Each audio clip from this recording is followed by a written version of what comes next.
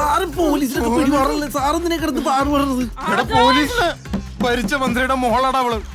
മനസ്സിലായോ? ഇതാണ് കറക്റ്റ് ജോഡി. ഭാര്യ അല്ല ഭർത്താവ്, ഭാര്യ.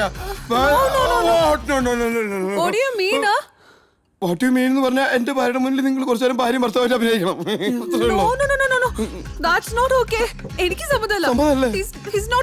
കല്യാണം കഴിക്കണം എന്നല്ലേ പറഞ്ഞേ, കുറച്ചു നേരം അഭിനയിക്കണം എന്നല്ലേ പറഞ്ഞോളൂ അല്ലേ ശ്രദ്ധ?